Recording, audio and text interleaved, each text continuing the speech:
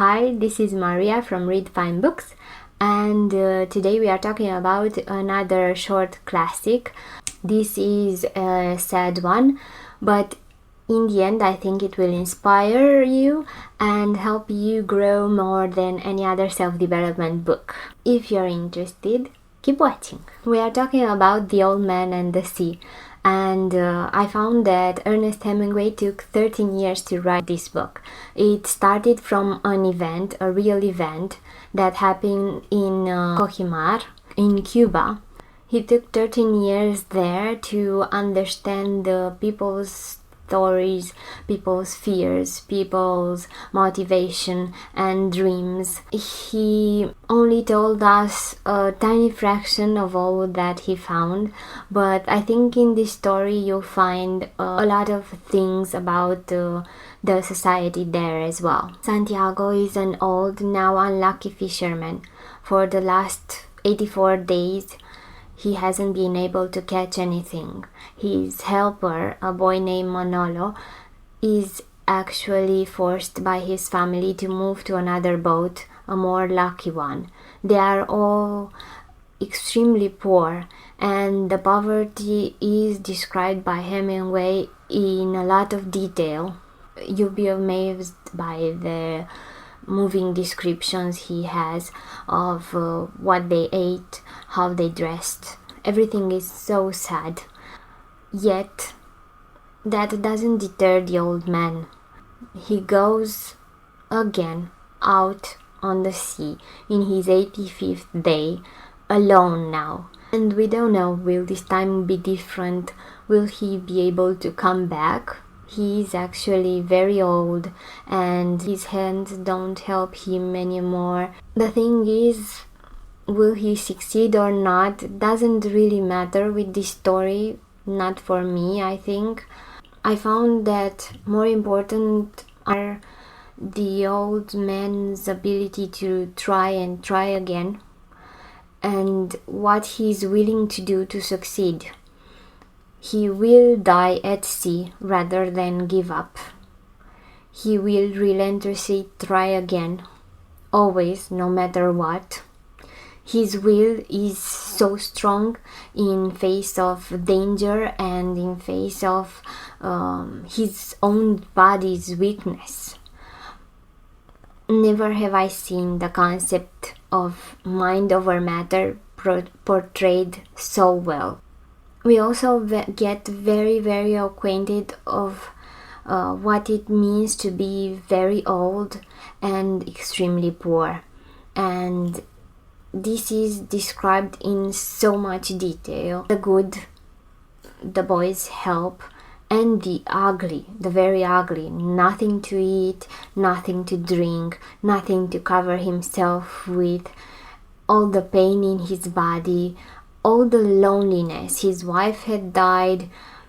He didn't actually have anyone with him except the boy. When he's out at sea, his hands have arthritis. They hurt him.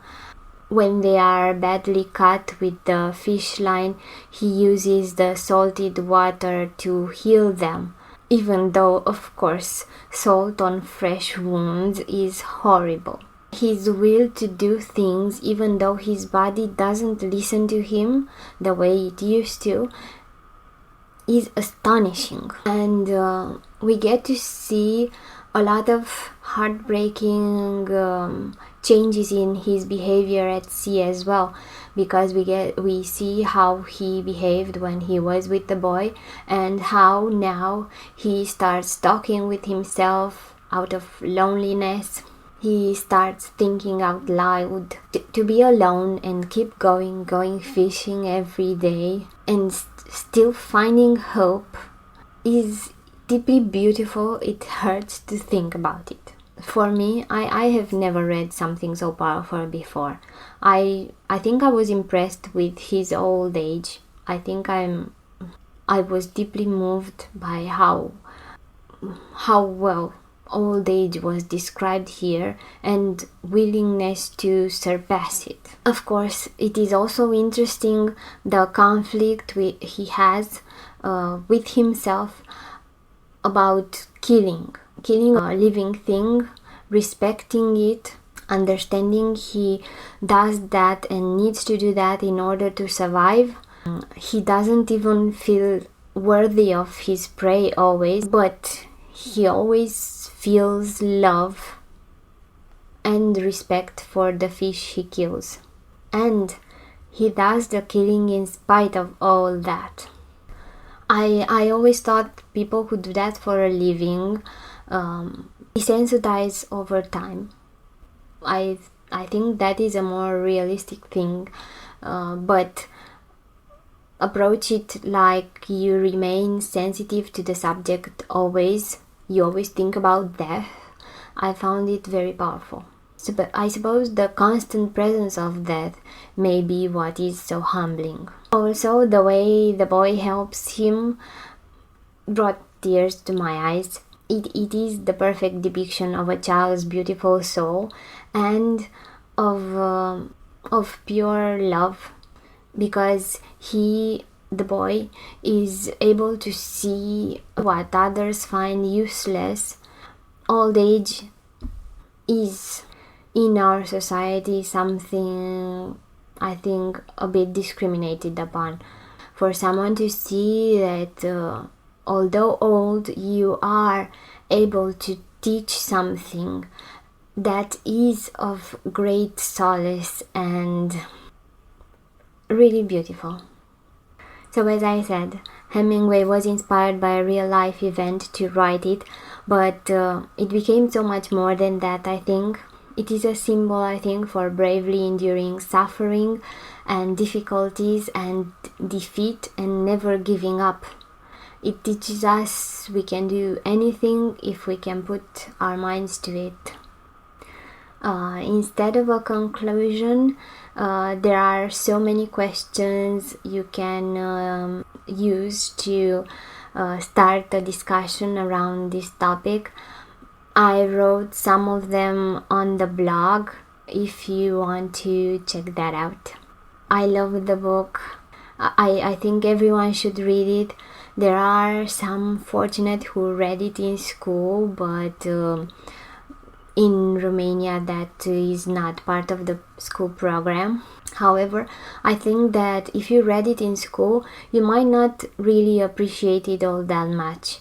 I think there are subtleties and things you can be aware of only after a certain age. I think if you read it in school and didn't like it, it is a great opportunity to read it again, because you see it with different eyes now that you are older.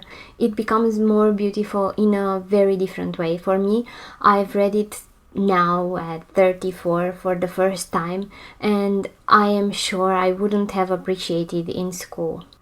Please read it again. The Old Man and the Sea is such a beautiful work of art.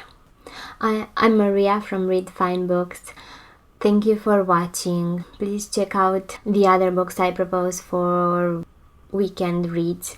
I think you'll find them equally interesting. Thank you for watching.